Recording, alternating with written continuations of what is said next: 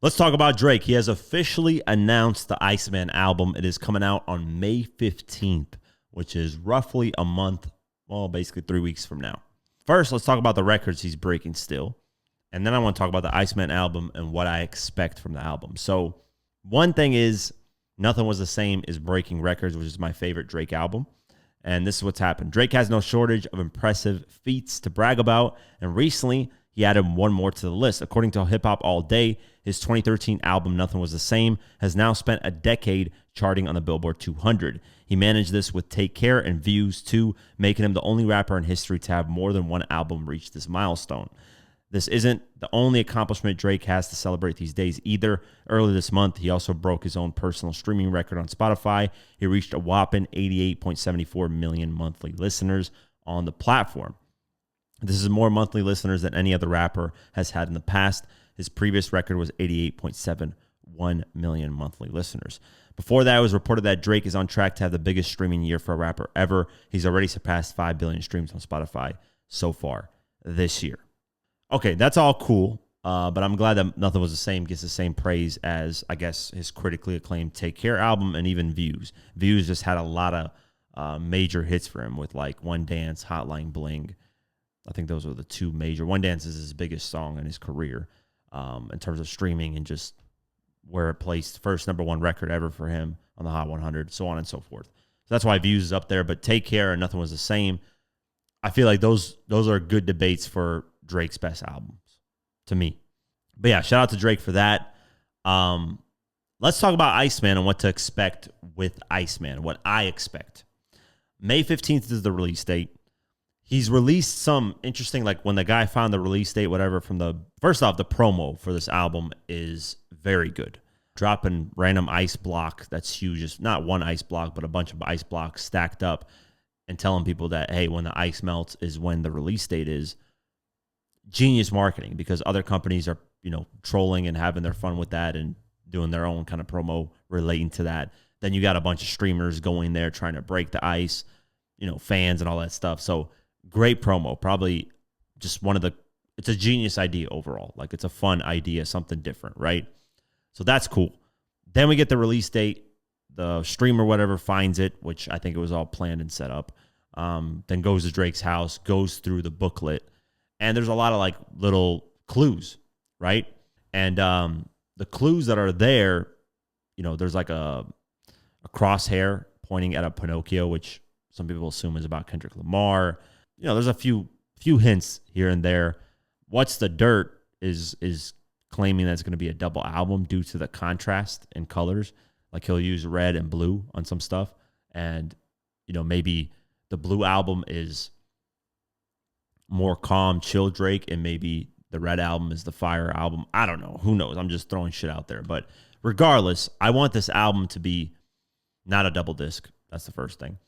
I want it to be like Nothing Was the Same. I want it to be compact, 13 to 16 tracks. No crazy new artist features. I don't want to fucking hear from Yeet or whatever that girl was that he put on that record. Like, I want none of those preview records that came out, none of those singles that came out. The one with Central C flopped like a motherfucker. The next one flopped. What did I miss? I like the first half, but that's about it. So none of those tracks I want on the album. New material. And really, I just want Drake popping his shit, man. I think people have missed his music. The last time he dropped an album was in late 2023. So it's been 3 years. And it's showing that people miss his music. I mean, his streaming numbers are going up and up and up because people are just wanting more and more of Drake. Now, what do we consider, like when this album drops, what is considered a hit and what is considered a flop? Because people are going to be like, if they don't like the album, they're going to be like, oh, he flopped. Kendrick Lamar destroyed him. If they do like the album and it doesn't sell well or whatever, there's basically what I'm saying is there's no way for Drake to win in this situation. So many people dislike him for his massive success that even if this album is a good album, people will find a way to nitpick it and still hate on him. For me, what I find to be a success for this album, sales-wise, is to surpass For All the Dogs, which was his lowest selling solo album. I'm not talking about the collab albums. I'm not talking about the mixtapes or whatever, or those little compilations that he dropped. Solo Drake album. It was the lowest selling. It sold like 403,000 or some shit first week, which is insane numbers. Anybody selling that amount is great. But for Drake, it was the lowest selling album. So I would like Iceman to do 500, 600,000. I think that would be a success, sales-wise, commercial-wise.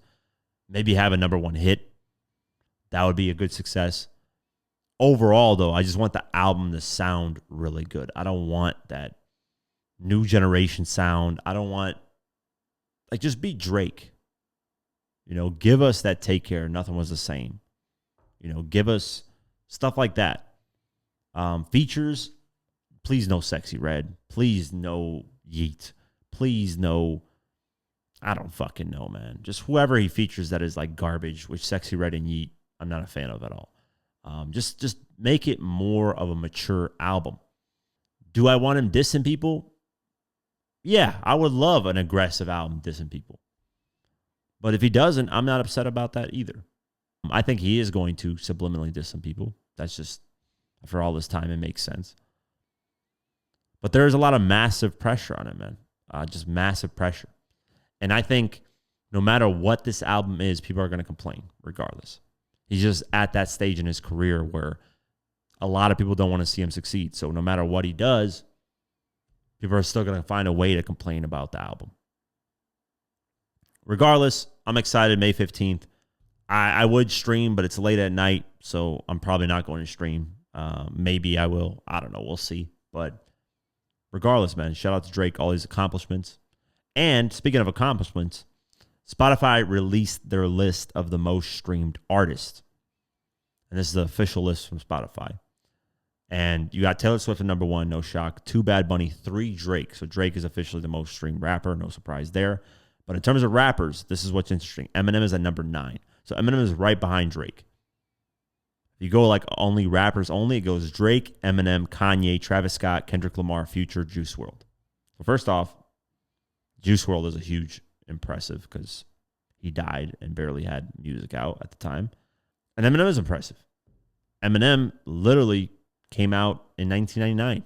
So he's the only one in older generations that's actually keeping up. Obviously, Kanye is too, but Eminem came out earlier before Kanye. So Eminem's a lot older. By at least 5 years, he was in the industry making music before Kanye dropped his album. Yeah, because Kanye dropped in 2004, Eminem in 1999. So, yeah, it's crazy, man. I just wanted to go over that because the accomplishment of Eminem being ahead of everybody besides Drake is, in terms of rappers, is astonishing. It's a huge round of applause. This guy, fans still bump this guy and love his music, man.